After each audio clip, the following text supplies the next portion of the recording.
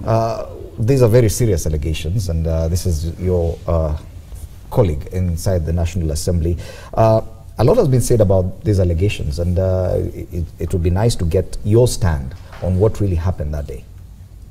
Well, I want to thank Mheshimiwa Didmus for coming out and saying what happened to him. From where I sit, nobody approached me with any bribe or anything. I had amendments myself to this report, which again I thank Didmus for rising, you know, when we rose for division, which we didn't make, to support, because my own feeling was people were saying this report doesn't go far enough. And I felt my amendments were taking it as far as it needed to go by holding cabinet secretaries responsible for the actions or inactions that they had. And the same people who were saying the report was shoddy are the same people who shot down the amendments to try and tighten it up. So that is where you got the feeling that something was completely wrong. So there was a lot of talk of bribe, you know, people receiving money. I didn't see it with my own eyes, but I would say there is need to go deeper to investigate the issues that are being raised on bribery. I didn't see the money, but everybody, including on the floor, were talking about, oh, I don't want to be seen to have been bribed, I don't want to be seen to have eaten, I don't want to be, you know, for people to talk like that, then there was definitely something happening. Yes, Honorable Mwaura, you've been in the National Assembly. I don't know much about the Senate currently, but you've been in the National Assembly, you served a full term there. These allegations of bribery, money changing hands within the precincts of Parliament to influence debate inside the House, is it a new thing, really? It's not a new thing. It has always happened. But when you are known to be straightforward, they don't approach you. If they are not sure, they may. And I think that is what happened to Didmus, because maybe they didn't know where exactly he stands. I'm certain Gladys will not be approached on a normal day, because I'm sure she will tell them off. Yes, recently I was actually, somebody tried to bribe me and another senator, a very senior Kenyan, really. If I was to mention his name, everybody will know them. Because of some legislation that is coming in Parliament that would affect his sector and himself in particular. And do you know what I did? I returned the money to him with a reprimand letter. I told him off. And I'm sure he's very ashamed, and if he's watching here, he knows himself.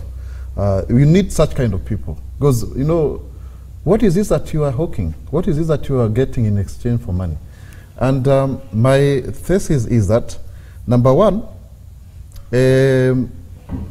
members of Parliament to be given 10,000 shillings, as Didmus has alleged, is really the greatest height of disrespect, and you know, the value is too low. But again, you can say it's maybe because after tax, our sitting allowance is 5,000. So somebody sees 10,000, and also they have gotten money from the committees or whatever, and it's a shame. And the plenary, it's a shame that members of Parliament would be given some value in terms of money, because well, it may look like it's free money, but by the end of the day, we are actually sabotaging the will of the people, the very people that we represent. However, the problem is much more, Fred, and I'm sure my colleagues will agree with me. You see, in the National Assembly, there are 350 individuals, including the Speaker. Now, I noted in the last Parliament, and I'm sure it happens even to date, that debate is choreographed. So there are about 20 or so, 20 to 30 people. Let me call them cartels. They are the people who talk. You come sit at 2:30, somebody walks in after you, speaks, gets out, takes tea, comes back, talks, because it's like they have formed a clan. And who is responsible for that kind of choreography? Of course, it's the Speaker. So you're saying it is a speaker who determines the way. It is a speaker because the speaker has a screen there, and it doesn't matter whether you logged in first. He chooses who will actually speak. So then, okay, of course, there's also the way people establish their fiefdoms. So within the minority, you know who speaks most, and in the majority, and of course, there's also priority in terms of House leadership. But by the end of the day, some voices never get to be heard, and especially when there is a controversial matter. Yes. Some people will have a differing opinion, but they will never catch the speaker's eye. And on this matter, you lay squarely on the feet of the Speaker. Who speaks inside Parliament who takes part in this debate? Because now there are those who feel that probably this report that was shot down should be reintroduced in Parliament. There's another group that says, no, it is time to actually investigate these allegations of bribery. There are those who feel like Honorable Anthony Oluoch has already proposed that a different team be set up to investigate this matter. Do you think Parliament is able to actually reintroduce this old report, or what is your stand in that? If you look at Standing Order number 49, Section 2, it's clearly states that a matter can be reintroduced, but under the discretion of the Speaker. Now, yesterday, the Kandui Member of Parliament, the Honorable Wafula Wamunyenyi, tried to seek the Speaker's directive, but it was again shot down. He was denied that opportunity. And this is a matter that interests very many Kenyans, because we are talking of the interest, the aspirations, the hope of Kenyan farmers who occupies the regions from Transmara to Trans Nzoia. You are just thrown under the bus just like that. And they're even saying that we are not satisfied. We have not gotten the requisite answers to our questions. But again, we are silent on them. And I want to remind my friends, the members of Parliament, including the Speaker of the National Assembly, that the powers we are exercising are donated to us by the sovereign people of this republic, and we have these powers that will be renewed after the next 4 or so years. Do you believe, because it is said that the Speaker has a lot to do with how the debate pans out inside the House. Now the Speaker himself has proposed an investigation into this allegations of bribery. Do you trust that the Speaker is genuine in trying to get to the bottom of this issue? I know he may have been embarrassed. That's why he's moving to try to provide the solution. While I'm not undermining the powers of the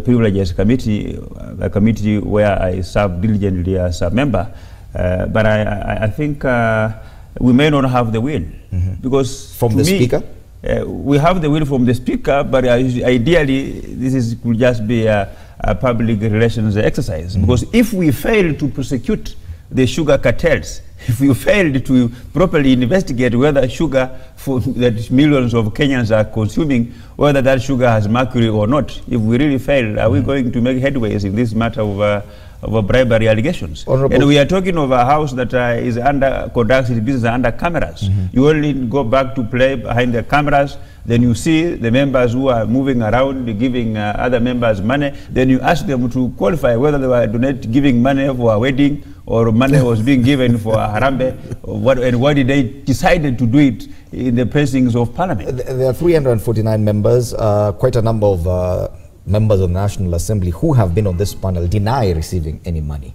But the report eventually was shot down, meaning that if at all the money was the real influence, then quite a number may have received. Do you really believe that this money that you're talking about is what really cost the report, or some other forces came into play? I tell you for free, when you see more than 10 members of Parliament saying money exchanged hands, when you see even Jane Kihara on this very station saying somebody approached me with money to shoot down the report, I mean, we are honorable members. You got to believe what we are really saying, and I think. So, are you saying a majority of members of Parliament actually received the money? Absolutely, they received the money. So that's the only way the report was shot down. Absolutely, and when it comes to them denying these allegations, even Kidero denied the charges that were leveled against him, including Swazuri. Well, they said, "I've never charged any single cent for Kenyans." So it is in the, this is a country where even when you are seen on cameras committing a crime, you will always proved guilty, innocent until proved guilty. Do you agree that it's possible to bribe a majority of members of the National Assembly? Because on that Thursday, quite a number of them, maybe not the entire 349, but quite a number of them were in the House. Is it possible to actually get to all of them with cash money? Maybe not all, but for the allegations to have reached the level they did, it means it hit a certain threshold.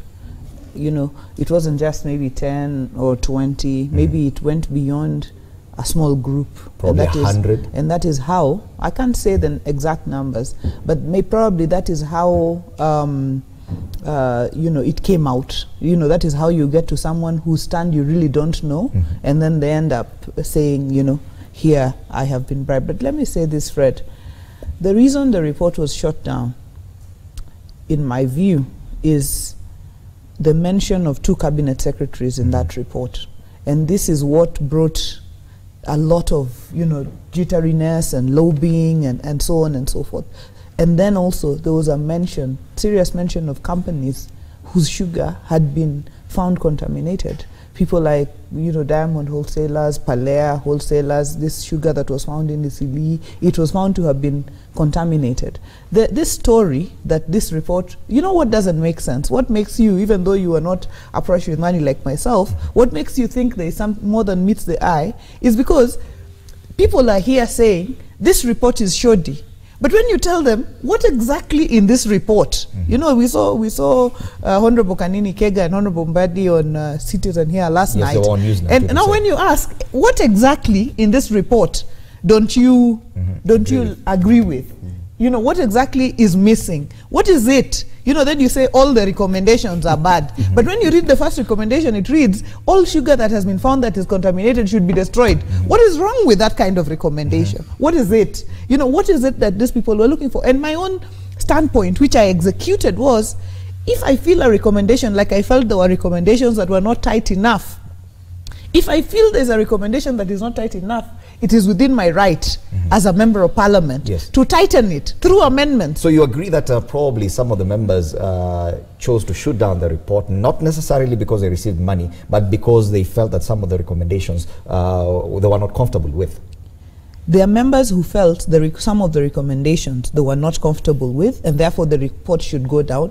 And there are these people who were mentioned. There's a possibility that the people who were mentioned are the ones who introduced this money business and said, you know, I can lobby you, Fred, and just tell you, let's save our guy, let's save our kinsman. Let's save our, you know, you can lobby like that. But then now the problem is this thing of adding money into it, you know, and saying, let's, you know, you do this, but here is this or the other. And that is what is wrong. That is what we must condemn. That is what we must stand up against. Okay, Honorable Isaac Mora, do you think we should even waste time, or Parliament should waste the Powers and Privileges Committee should waste time trying to probe these allegations of bribery? Or should we just go back and focus on the sugar issue, probably revisit that report or reintroduce a new probe into the whole matter? Do you think that Parliament is even genuine in trying to probe these allegations of bribery? First and foremost, I think, yes, Parliament has the capacity to oversight, because that's our role. You know, our roles are majorly 3: legislation, oversight, and representation. So it is within the purview of Parliament to do so.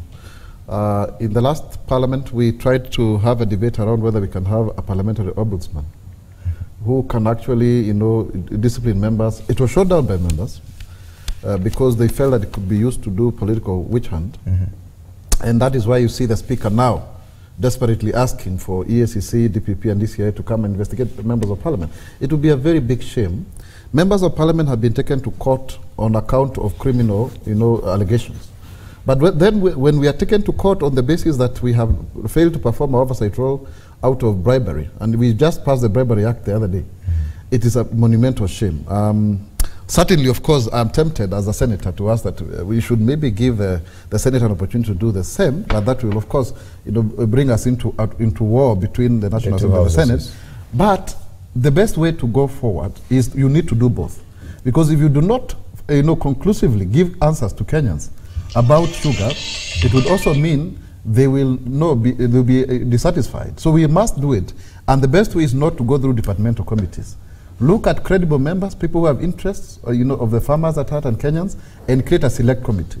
But at the same time, the allegations of who was bribing who must be investigated, because it has really brought, you know, down, you know, the reputation of Parliament. Can you imagine? And you asked about the threshold. You asked Gladys about that. If you know that a member of Parliament's worth is 10,000 shillings, assuming even you go up to 50,000 shillings, and you know the quorum of the National Assembly is 51 members, then you just multiply with 2.5 million, you can find your way. And you see, you don't need 349 people. You just need the quorum and those people who are present, because not everybody will. In fact, the only time that Parliament may sit as a whole is when we are beginning the address of the President, I have noted. And maybe when on very special occasions. But on a normal day, you'll find about 100 members in the National Assembly or thereabout. So if you know that is the worth, all what you need to do is to do what I had happened, three-pronged approach. You target the committee, where the members sabotage the chair. Clearly, Kanini Kega was under siege. You target the leadership, and Duale and Bandi must tell us something. How comes in the initial report that they dismissed, they were accusing committee members? What has since changed between that time and now when they also showed the same report? You know, it appears to be quite interesting. Yes. And I want to really indict John Badi, particularly, because when we were having informal conversations, and allow me to say this, somebody very strategic said that when they went to Isli, they were told to call somebody in Parliament, a senior person in Parliament, who then was supposed to, you know, it's like he was the vanguard. He was the one defending these sugar barons. So it still boils down to Parliament. And for the leader of minority, John Badi, he should have provided an alternative voice. And I want to agree with Gladys. If you do not have, you know, how comes the issue is now about, okay, you know, recommendations, but then when you are told to be specific, because that's what we do in Parliament, you introduce amendments on the floor. Okay. I mean, but then when you are not able to do so, then it appears to be something very interesting, and we must say this on national television here.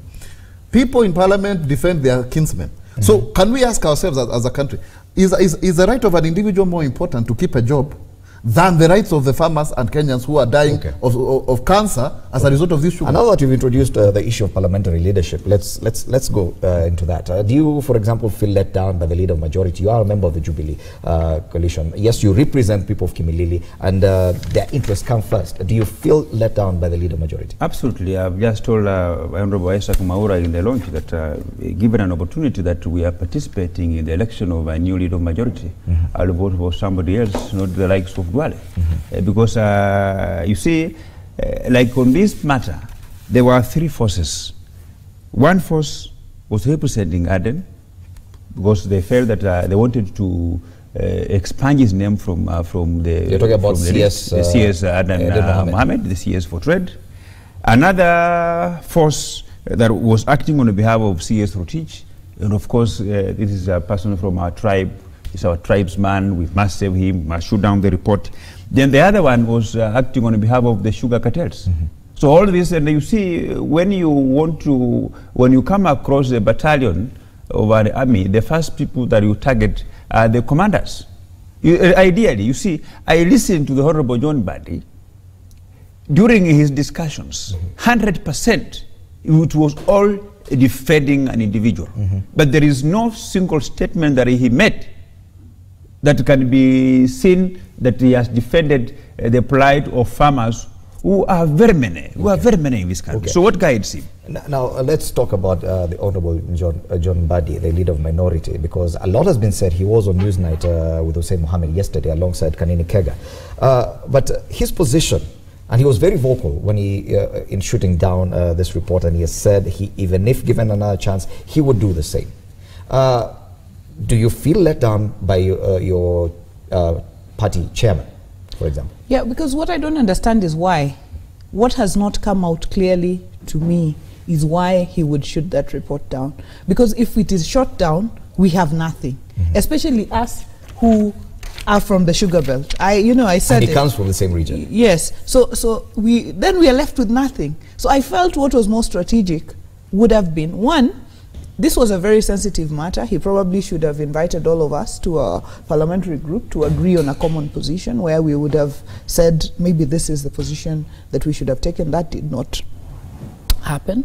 Two, of course I felt disappointed that when I tried to tighten the report to hold CS Rotich responsible and CS Adan, why was I tightening to hold CS Rotich responsible? Because in the report it is very clear that he opened up the floodgates to allow too much sugar. We now have more sugar by over 500,000 metric tons. But in your proposal to amend that report, had you consulted the leader of minority? Had you even had any chit-chat with regard to your plan? I had mentioned to him in the House that I have those amendments. Those amendments were on the order paper for 2 days. So really, it was. And what was his reaction? Did he say, "Okay, fine, Honorable Wanga, go ahead, I'll give you support"? No, he said fine. He said okay. I said I have those amendments on the order paper. He said okay. He was non-committal. Yeah, he said okay. So I think okay meant we are together. What my expectation was not that he would be the only person who spoke on my amendments and the person who tore those amendments apart by saying that he did not see anything wrong that C.H. Rotich had done. Yet, it was very clear from the report that in that same Gazette notice that allowed importation of sugar, there was also importation of milk. The section that allowed importation of milk was very clear. It said, import 9,000 tons of milk powder by milk processors with authority from the Kenya Dairy Board. On the sugar one, he said anyone can import sugar without any parameters at all. And using this Gazette notice, everybody, actually the contamination that we are talking about, of the sugar is as a result of anybody importing sugar. They don't know how to handle it.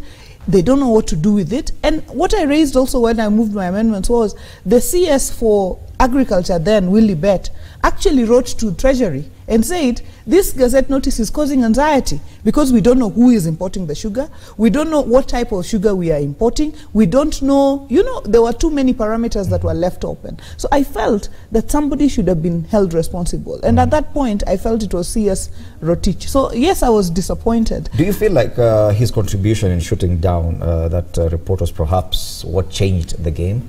The fact that the leader of minority was deep inside the team that was supporting the shooting down of this report?